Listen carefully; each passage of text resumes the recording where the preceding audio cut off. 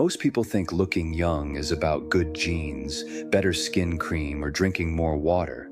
But the truth?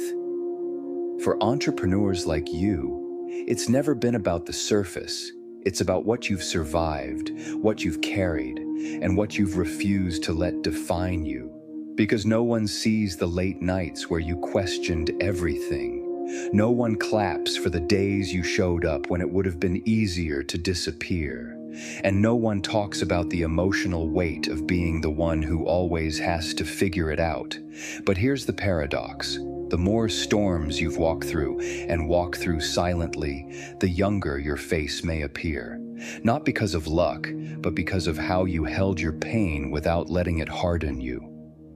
So let me ask you something. What's one thing you carried for years that no one else even knew about? Drop it in the comments. You never know, your story could make someone else feel less alone today.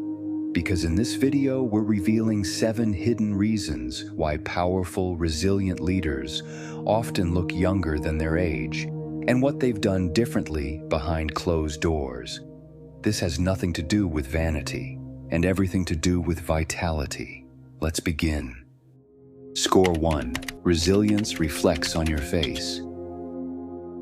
Have you ever walked into a room feeling completely worn down, only to have someone say, "You look great"? You don't look tired at all. On the surface, it sounds like a compliment.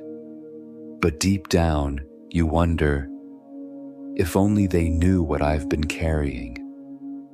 That's the paradox of being a high-performing entrepreneur.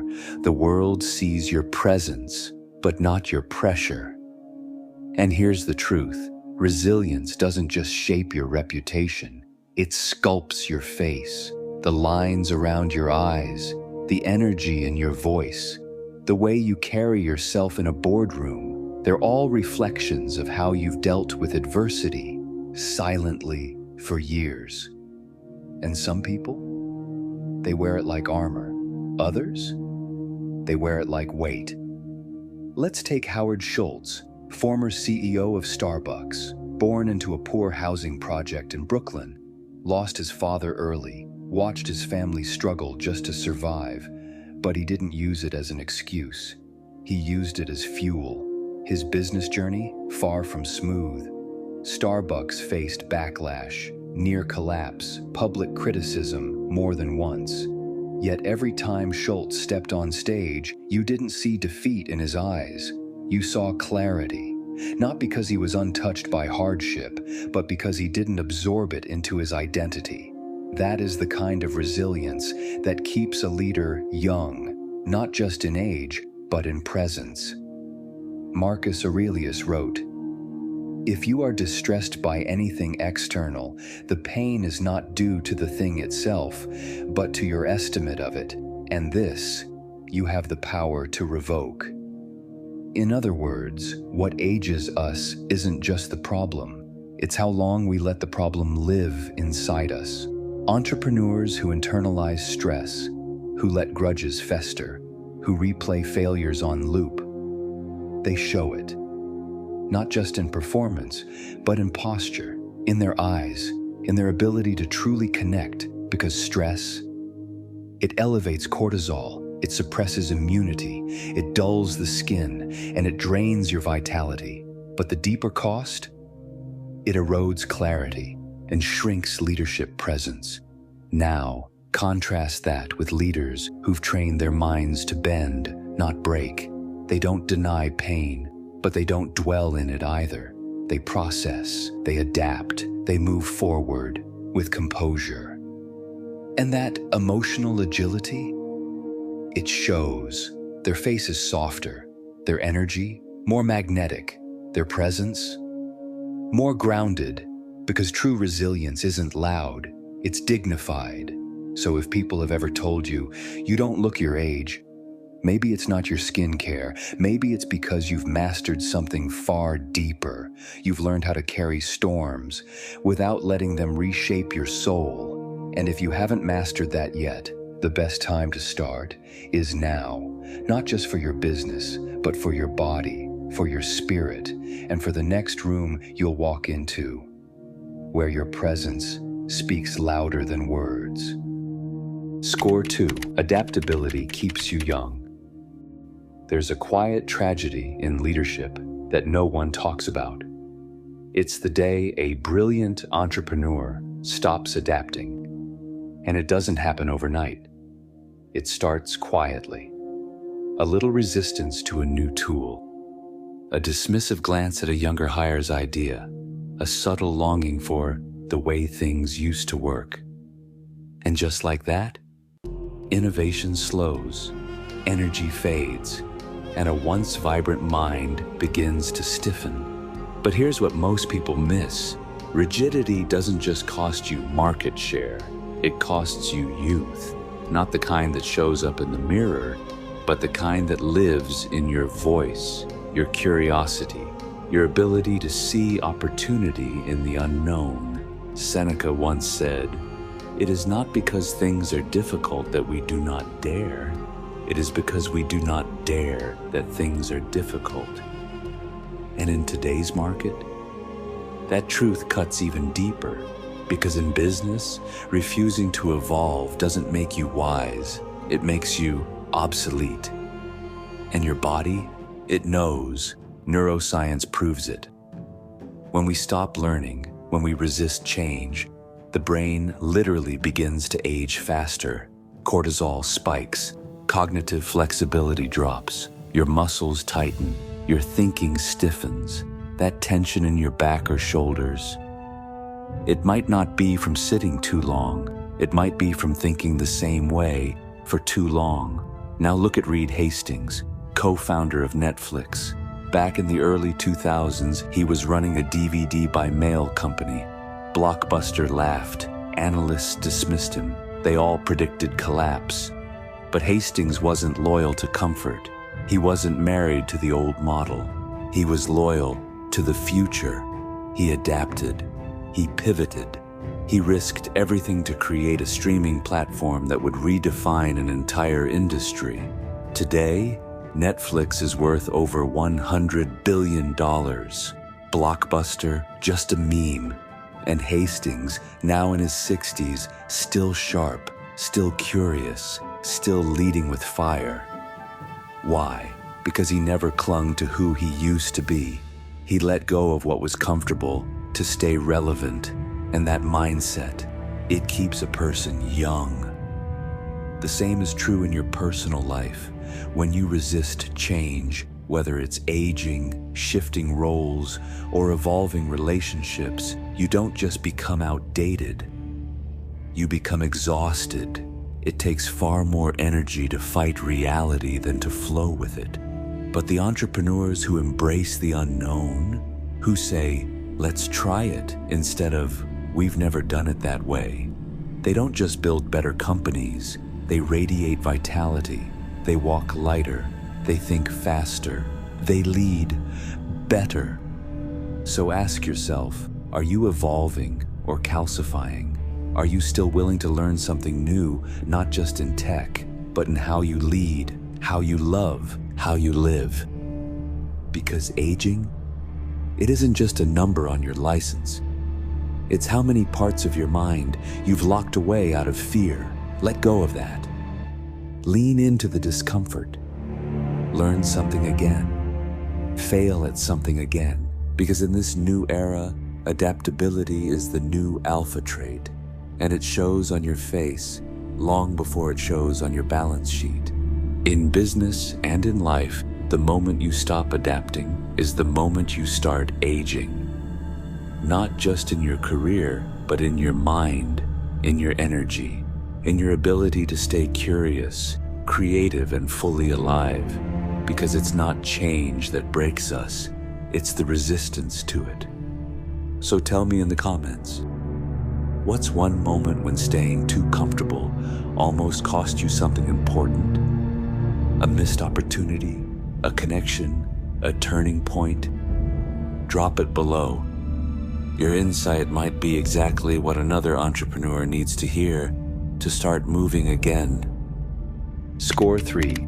curiosity is the CEO's anti-aging weapon. No one tells you this, but the moment you stop being curious is the moment you start to age. Not your skin, not your back, your mind, your edge, your fire. Most people think aging is about wrinkles, slowing down, or losing hair. But for entrepreneurs, it often starts the moment they stop asking questions, the moment they stop learning, the moment they begin to rely on what they already know instead of chasing what they don't. Marcus Aurelius once wrote, "Look well into thyself. There is a source of strength which will always spring up if thou wilt always look." And that strength, it's curiosity. It's the one trait that separates a leader who coasts from a leader who creates. Because when curiosity dies, innovation dies, agility dies, and eventually, so does your spirit. Now think about Jeff Bezos, not the billionaire, the builder, a man who turned a modest online bookstore into the Amazon we know today. He wasn't the best coder, he wasn't the flashiest speaker, but he had one thing that refused to age, a relentless obsession with asking, what if? What if we sold more than books? What if we reinvented delivery? What if Alexa lived in every home? That wasn't strategy, that was curiosity at scale, and it's why, even post-CEO, he's still chasing rockets with Blue Origin, still exploring, still becoming, because curious minds don't retire, they rewire. Now, look inward. When was the last time you read something outside your industry? Had a real conversation with someone who challenged how you think? Or followed a weird idea just because it lit you up inside? If you're drawing a blank, you're not alone. Most entrepreneurs over 40 fall into what I call the performance trap. You get so good at what you do that you stop exploring anything new. You stop risking being a beginner again, and slowly you become predictable. And here's the hard truth. Predictability may be safe for operations, but it's deadly for the human spirit. Neuroscience backs this up. Curiosity doesn't just keep your mind young, it reduces stress, boosts dopamine, and even supports skin health and longevity. But more than the science, here's what really matters. A curious leader is a compelling one, someone who still leans forward, still asks why, still stays open. So if someone's ever told you, you seem younger than your age, maybe it's not luck. Maybe it's because your mind is still awake, still hungry, still exploring. And if no one said that to you in a while, maybe it's time to ask yourself the one question that truly matters. What have I stopped being curious about? And what could change if I started again? Because in business and in life, those who stay curious don't just stay relevant, they stay radiant. Score 4, letting go of the past. Most people think the past is behind them, but for most entrepreneurs, the past is actually riding shotgun.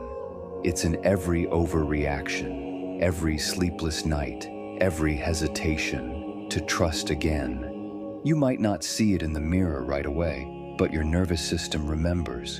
The betrayal, the failed launch, the friendship. That turned into a lawsuit. You've moved on.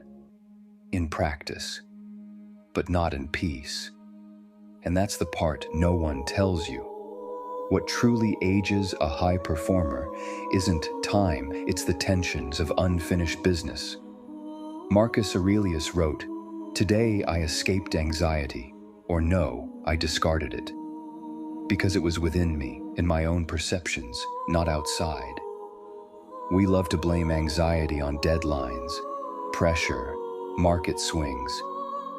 But often, it's caused by a version of ourselves we still haven't forgiven, a choice we still replay, a mistake we still wear like a scarlet letter. Let me tell you about Jared, a 51-year-old founder based in Chicago. In his early 40s, he made a high-stakes deal that blew up in his face. He lost the company, lost his savings, lost his confidence. He bounced back financially, built a new brand, rebuilt a new team. But something was off. He didn't trust people anymore. He avoided bold moves. And even at his daughter's graduation, he couldn't feel present. His mind, still stuck a decade behind. His energy shifted, his health declined. He looked tired, even when he wasn't. Not because of his age, but because he was still living like a man with something to prove, or something to hide. Then one day, during a retreat in Sedona, someone looked at him and said, "You're not tired, you're heavy. There's a difference." That line hit hard, because the truth was, he wasn't burned out from the present. He was being drained by the past, by the version of him who made the mistake, by the shame he never spoke out loud, by the apology he never gave to himself. So he started doing the work, writing letters he'd never send, sitting in silence, without distraction, telling the truth in rooms where he used to hide behind strategy. 6 months later, he didn't just feel better, he looked younger. People asked if he'd been on vacation. Nope. He just stopped carrying what was never meant to be held for that long. And that's what most entrepreneurs miss. We optimize everything: time, revenue, teams, technology. But we forget to optimize how light we feel inside. So let me ask you, what story are you still punishing yourself for? What version of you still lives rent-free in your chest? And more importantly, are you finally ready to let it go? Because the face doesn't lie. And when you release the tension of the past, your body follows. Your breath deepens, your energy expands, your presence returns. And the glow you get, that's not from rest, or skincare, or lighting. That's what peace looks like, on a face that's finally free. So here's the lesson. The weight of your past may not be visible, but it's always measurable. In the tension behind your smile, in the fatigue that rest can't fix, in the version of you that stopped growing the moment you stopped forgiving, you've optimized your business, your strategy, your time. Now it's time to optimize your inner space. Because the glow people see on your face, it's not from the wins you post, it's from the wounds you've released. So let me ask you this: what's one story, one version of yourself you're finally ready to let go of? Drop it in the comments. Your story might help someone else release theirs too. Score 5, guarding your energy like equity. Let me guess, you're exhausted, but not from working, not from the strategy sessions, not from the quarterly targets, not even from the 14-hour days. You're exhausted because of who you've been giving your energy to. That one executive who always finds a problem but never brings a solution. That client who drains your patience with every passive-aggressive email. That family member who pretends to support you, but only when you're succeeding. Sound familiar? You've been showing up for everyone except yourself. You've been taking every call, answering every message, managing every emotional mess that isn't yours to carry. And now, you feel heavy. Not in your schedule, in your spirit. Epictetus warned us, keep your attention focused entirely on what is truly your own concern, and be clear that what belongs to others is their business, not yours. But how many of us ignore that wisdom, all in the name of being available, loyal, a good leader? And in doing so, we allow toxic energy to become a daily tax, paid in stress, tension, and years off our life. Let me tell you about Carla, a 47-year-old founder of a boutique branding agency in Austin. For 5 years, she grew her business by saying yes to everything, to everyone. The problem? She was surrounded by energy vampires, negative clients, cynical partners, a team that mirrored her burnout, not her brilliance. She looked 10 years older than her age, felt perpetually depleted, and couldn't figure out why. Until one day she did an energy audit, not of her finances, but of her attention. And what she found? She had been investing in people who weren't investing back, so she made cuts, not out of cruelty, but out of clarity. She removed herself from draining relationships, restructured her calendar, hired a coach, and protected her peace, like she protects her margins.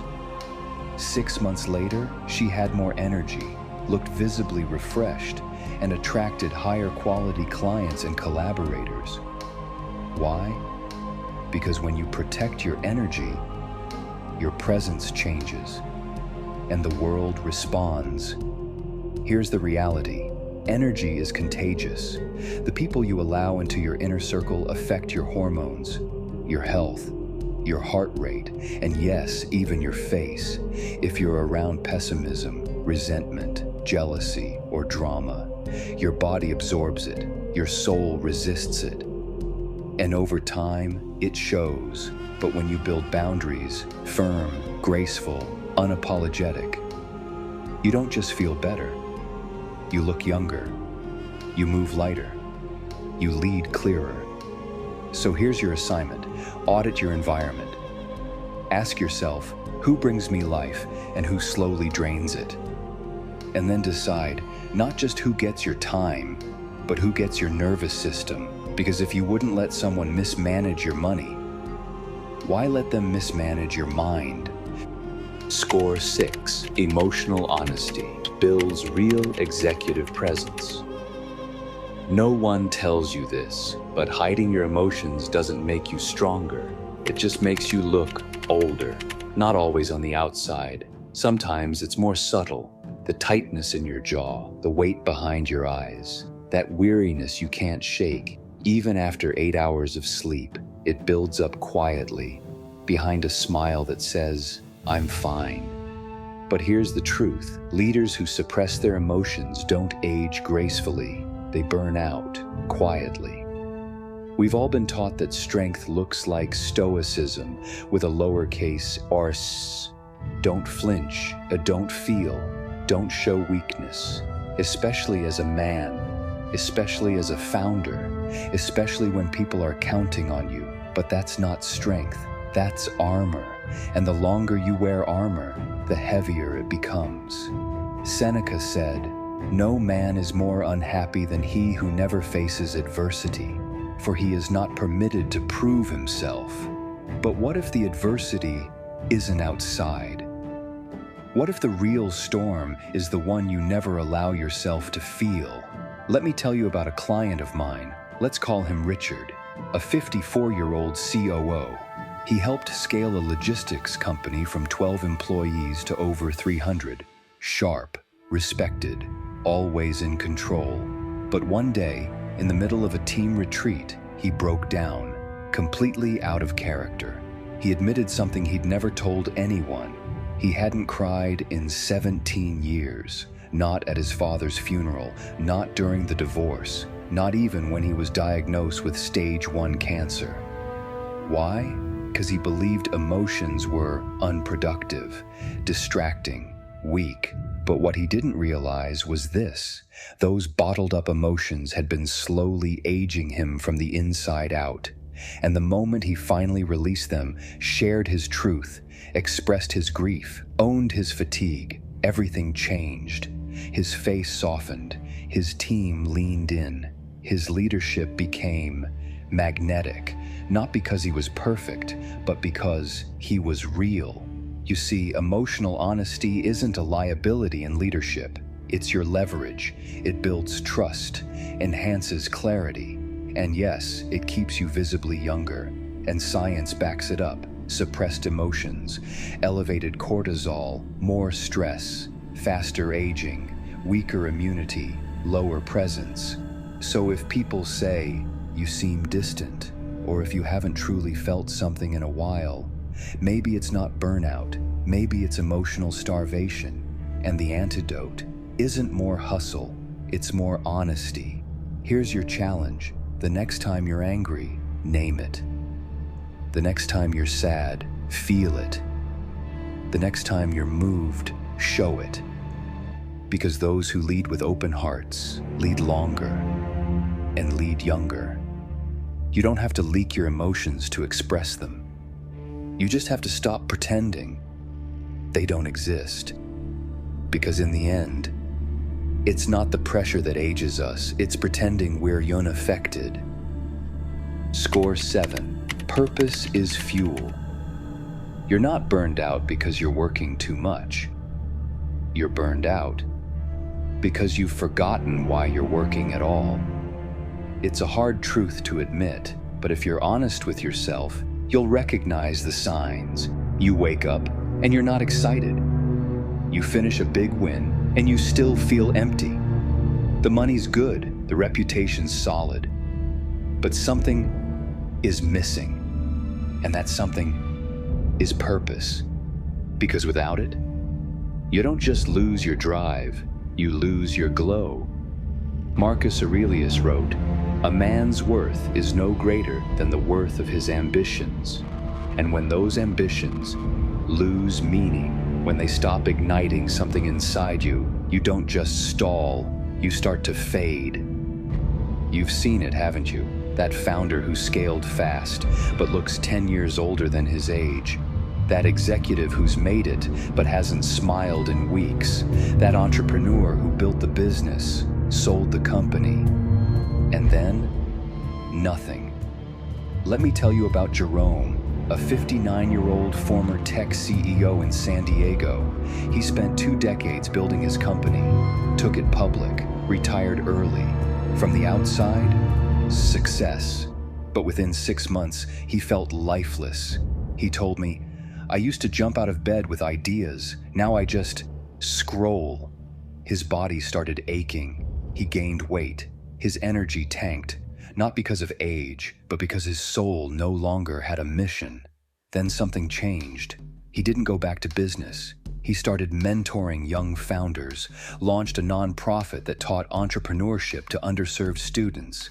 And almost overnight, he lit up again. His skin cleared, his posture straightened, his voice regained conviction. Why? Because he had a reason to wake up again. Purpose rewired his chemistry and rejuvenated his presence. This isn't just storytelling, it's biology. When you're driven by purpose, your brain produces dopamine and serotonin, the very chemicals tied to joy, clarity, and vitality. They don't just lift your mood, they slow down aging, boost your immune response, and give your face that unmistakable glow of, "I'm doing what matters." So let me ask you, what are you building that still excites you? What problem are you solving that makes you forget to check the clock? What kind of impact would you still care about, even if no one was watching? If the answer feels fuzzy, don't panic, but don't ignore it either, because your company isn't the only thing that needs a mission. You do. You want to look younger? Feel younger? Don't chase another routine. Chase a reason. Because when you find a purpose that sets your soul on fire, time slows down for you and speeds up for everyone else. Most entrepreneurs are taught to chase results, build systems, and never stop moving. But what no one teaches us is this: the way you carry pressure shapes the way the world experiences your presence. In business and in life, it's not just about what you do, it's about how you endure, how you adapt, how you respond. Leadership isn't about perfection, it's about resilience. It's about staying open in the face of failure, curious in the face of change, calm in the face of chaos. Marcus Aurelius wrote, "Waste no more time arguing what a good man should be. Be one." The same goes for leadership. Stop trying to look like the part and start living from a place of inner strength. Because your energy walks into a room before your credentials do.